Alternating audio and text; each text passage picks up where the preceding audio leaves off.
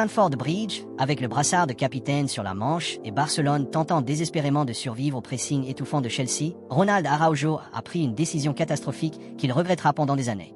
Un faux pas, une intervention mal maîtrisée et un deuxième carton jaune en quelques minutes, et une fois de plus, il laissait son équipe courir après une soirée de Ligue des Champions à 10 contre 11. Pour de nombreux supporters du Barça, il ne s'agissait pas d'une erreur isolée.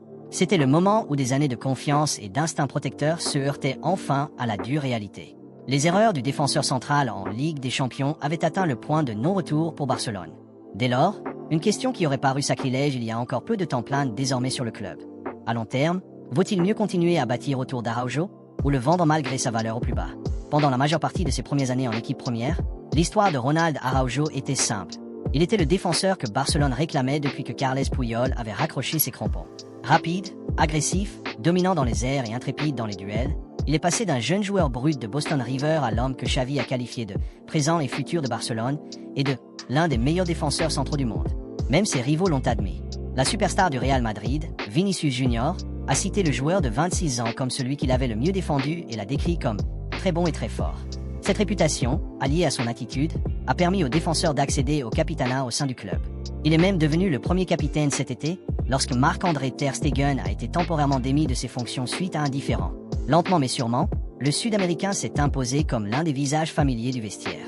En janvier 2025, Barcelone a réaffirmé sa confiance en Araujo en lui faisant signer un nouveau contrat jusqu'en 2031 et en portant sa clause libératoire au montant désormais standard d'1 milliard d'euros. Même si une clause inférieure s'était discrètement appliquée pendant une courte période durant l'été. À 26 ans, avec un contrat longue durée et un salaire à la hauteur de son statut supposé de pilier de l'équipe, tout dans cette situation crie au scandale. C'est précisément pourquoi cette spirale infernale est si préjudiciable aujourd'hui. Les débâcles retentissants d'Araujo en Ligue des Champions sont encore fraîches dans toutes les mémoires. Mais les premiers signes d'un problème sont apparus en 2022, lorsque l'Eintracht Francfort a transformé le Camp Nou en un mur blanc et a éliminé l'équipe de Xavi Hernandez de la Ligue Europa. Ce soir-là, il s'agissait d'un effondrement collectif plutôt que d'un spectacle d'horreur individuelle. Mais les propos tenus par le défenseur de 26 ans après l'élimination, qualifiant celle-ci d'échec, ont révélé à quel point il se sentait responsable de cette situation. 2 ans plus tard, face au PSG, la pression s'intensifia. Barcelone menait 4-2 au cumul des 2 matchs, 1-0 ce soir-là, et semblait maîtriser la rencontre lorsque le défenseur central fut expulsé pour une faute en position de dernier défenseur sur Bradley Barcola. Finalement, les Parisiens ont marqué 4 buts, le Barça a perdu son sang-froid, et un quart de finale qui semblait plié s'est soudainement transformé en une nouvelle analyse. Après le match, Xavi a fait remarquer que le carton rouge avait tout changé, mais l'ancien coéquipier d'Araujo, Ilkay Gundogan, s'est montré encore plus virulent, affirmant en direct à la télévision que garder 11 joueurs sur le terrain était plus important que d'encaisser un but. La conclusion était sans appel, le jugement du défenseur avait trahi son équipe au moment le plus crucial. Ce fut le début d'une chute libre qui n'a pas encore atteint son point le plus bas. Ce qui rend le fiasco de Stamford Bridge si difficile à accepter, c'est qu'il ne s'agit pas d'un événement isolé. La saison dernière, lors du match retour des demi-finales de la Ligue des Champions contre l'Inter Milan, l'Uruguayen est entré en jeu et a participé à une séquence défensive catastrophique qui a directement coûté la qualification à Barcelone. Et maintenant, place à Chelsea. Un premier carton jaune pour avoir contesté une faute sifflée, puis un second pour un duel inutile, ont quasiment anéanti les espoirs de remonter des Blaugrana, menés 1-0. L'équipe d'Enzo Maresca a finalement surclassé les Catalans 3-0. L'image est désastreuse. Votre capitaine perd à nouveau son sang-froid en Europe. De Montjuïc à San Siro en passant par Stamford Bridge, 3 des soirées européennes les plus douloureuses du FC Barcelone ces 3 dernières saisons ont un point commun inquiétant. C'est pourquoi le débat autour d'Araujo, autrefois considéré comme le leader de la défense, est passé de « comment construire l'équipe autour de lui » à « peut-on lui faire confiance dans les moments les plus importants ?» Il y a 1 an ou 2, l'équation était simple. Si Barcelone avait besoin d'une vente retentissante pour résoudre ses problèmes financiers, Araujo était l'un des noms sur lesquels on aurait misé sans hésiter. Il y a 2 ans, le Bayern Munich s'intéressait à lui et avait même fixé son prix à environ 100 millions d'euros. En janvier dernier, avant qu'il ne signe un nouveau contrat, la Juventus souhaitait également le recruter et avait même vu son offre refusée. Ce prix exorbitant appartient désormais au passé. Depuis ses erreurs retentissantes lors des grands rendez-vous, des doutes subsistent quant à sa capacité à prendre les bonnes décisions dans les moments cruciaux. Les clubs reconnaissent toujours son immense talent, mais perçoivent également un comportement problématique suffisamment marqué pour dissuader tout intérêt. Si Barcelone décidait de le vendre maintenant, le club catalan n'en tirerait pas les sommes astronomiques initialement évoquées. Il se verrait plutôt proposer une indemnité de transfert plus proche de sa valeur marchande actuelle, estimée à 35 millions d'euros, et vendre ce joueur de 26 ans à l'été 2026 ne ressemblerait pas à un coup de maître soigneusement orchestré. Ce serait comme négocier en position de faiblesse, et ce n'est jamais idéal. Si l'on met de côté l'émotion liée au PSG, à l'Inter et à Chelsea, le constat de base reste le même. Il y a très peu de défenseurs sur la planète capables de faire physiquement ce qu'Araujo fait. Barcelone joue avec une ligne défensive haute, laissant souvent à ses défenseurs centraux d'immenses espaces pour défendre, et il y a des soirs où sa vitesse de récupération peut s'avérer cruciale. Les champions de la Liga ont également trouvé en Pau Cubarsí le complément idéal à ce dernier. Ce prodige calme et technique possède des faiblesses qui correspondent précisément aux forces de l'Uruguayen. En théorie, ils sont parfaitement complémentaires et ont le potentiel de former un duo capable de remporter un titre. Il y a aussi un facteur humain à prendre en compte. À 26 ans, il est encore relativement jeune pour un défenseur central, et nombre de ses erreurs sont dues à l'impulsivité plutôt qu'à un manque de talent. Ce chaos, c'est pas précipité au lieu de s'arrêter, c'est saisi au lieu de manœuvrer, c'est glissement au lieu de rester debout, c'est dispute au lieu de s'éloigner, tout cela peut être corrigé par l'entraînement. Si Barcelone rompait les liens maintenant, il y a de fortes chances qu'il le voit soulever la Ligue des Champions ailleurs dans quelques années, une fois ses aspérités enfin gommées. L'interprétation la plus dure est aussi la plus simple. Les grandes soirées européennes posent sans cesse la même question à Araujo et il ne cesse de donner la mauvaise réponse. PSG, Inter, Chelsea, deux entraîneurs différents, deux systèmes différents et pourtant le même sentiment. Quand la tension monte, sa prise de décision se dégrade. Pour un club qui aspire désespérément à retrouver l'élite et à ramener la Ligue des Champions au Camp Nou après une décennie d'absence, il ne s'agit pas d'un détail. C'est l'enjeu principal. Avec Pau Cubarsí, Barcelone possède déjà un leader défensif et compte tenu de la remarquable progression d'Eric Garcia, le club aurait peut-être intérêt à laisser partir le défenseur central, à tourner la page et à le remplacer par un joueur plus fiable. Le carton rouge à Stamford Bridge sonne comme la goutte d'eau qui fait déborder le vase pour de nombreux supporters, et on les comprend. 3 saisons, 3 désillusions européennes, et Araujo au cœur de tout cela. Il semble n'y avoir aucun espoir de retour en arrière. Le Sud-Américain était censé être le défenseur qui mettrait fin au chaos européen du FC Barcelone. Au lieu de cela, il en est devenu le symbole. Cependant, les décisions de ce niveau ne peuvent être prises depuis le parquage visiteur de Stamford Bridge. Barcelone doit juger son capitaine non seulement à l'aune de ses déboires européens, mais aussi en fonction de son potentiel actuel et de son potentiel de développement. Pour l'instant, la solution la plus raisonnable se situe entre les deux. Le mettre en vente dans cet état n'est pas judicieux, mais il ne faut pas non plus refuser catégoriquement une offre raisonnable.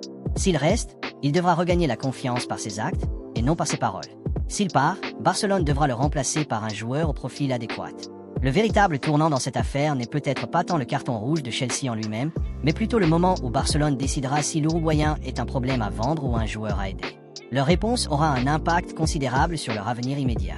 Il est peut-être encore trop tôt pour tirer des conclusions définitives, mais la décision de Hansi Flick d'aligner Lamine Yamal en tant que milieu offensif contre le Real Betis pourrait bien s'avérer être l'un des moments tactiques les plus déterminants de la saison du FC Barcelone. Reste à savoir s'il s'agit d'un ajustement tactique ponctuel ou du premier signe d'une évolution positionnelle à long terme. Ce qui est clair en revanche, c'est que Flick ose déjà redéfinir le rôle de la jeune star la plus prometteuse du Barça. Jusqu'à présent, Lamine Yamal s'est forgé une réputation d'ailier gauche dévastateur sur le flanc droit, étirant les défenses grâce à sa vitesse, son flair et son habileté en un contre un bien au-delà de son âge. À seulement 18 ans, il est déjà devenu un élément clé de l'attaque barcelonaise. Le repositionner dans des zones plus axiales représente un changement significatif, non seulement sur le plan tactique, mais aussi dans la vision du club quant à son développement à long terme. Point essentiel, Flick n'a pas complètement écarté Yamal de l'aile. Au contraire, il a commencé à l'intégrer progressivement dans l'axe, le rapprochant du but tout en allégeant certaines de ses responsabilités défensives. Sur le flanc, un ailier est constamment contraint de redescendre lorsque le latéral monte. Dans les zones centrales, Yamal peut économiser son énergie, recevoir le ballon dans des positions plus dangereuses et influencer le jeu avec une plus grande constance dans le dernier tiers du terrain. Ce changement est loin d'être définitif. Barcelone possède déjà des milieux offensifs de métier en la personne de Dani Olmo et Fermín López, qui évoluent tous deux à un très haut niveau. Il serait difficile de les déloger tous deux sur la seule base de leur seul mérite. Pourtant, la réflexion de Flick semble plus large. Il ne cherche pas à remplacer qui que ce soit immédiatement. Il enrichit la palette tactique de l'équipe, ce qui constitue en soi un atout précieux pour une formation engagée sur plusieurs fronts.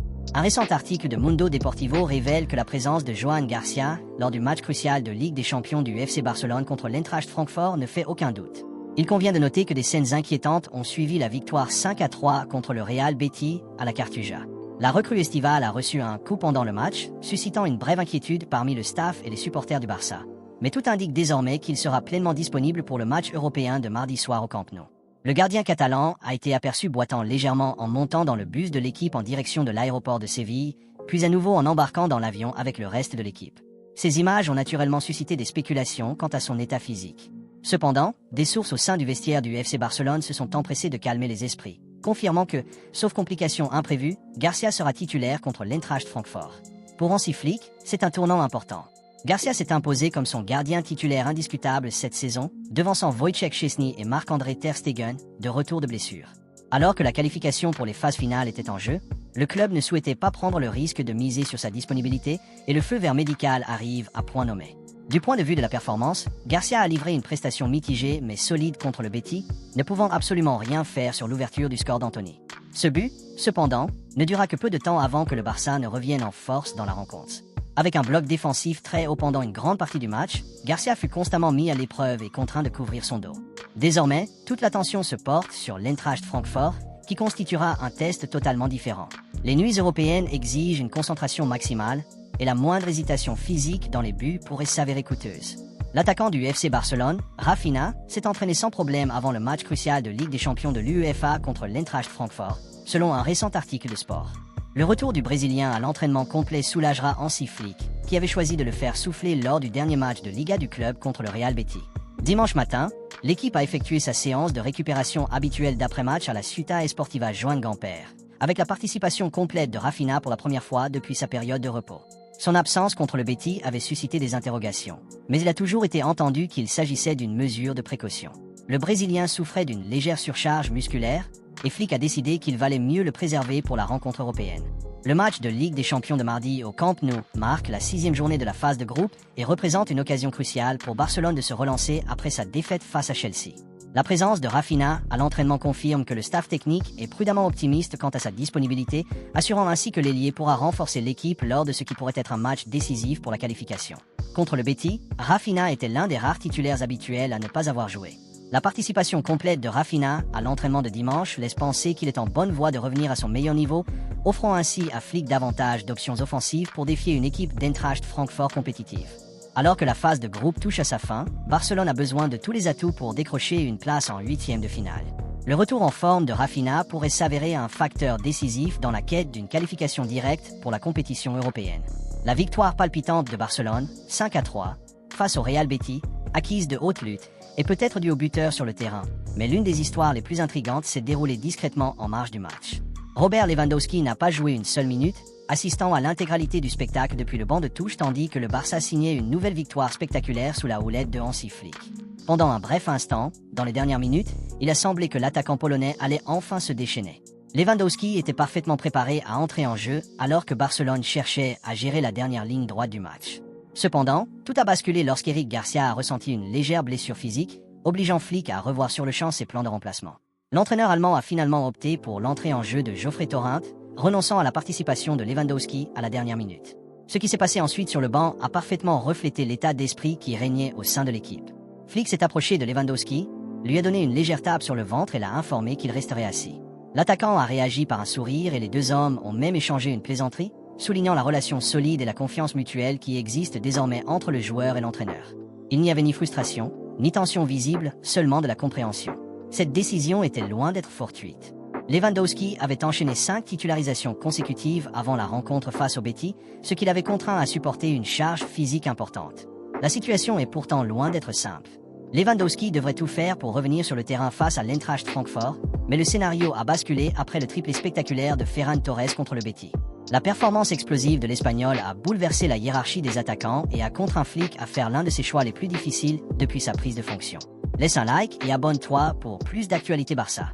Merci à ceux qui s'abonnent et qui likent quotidiennement, merci pour la force.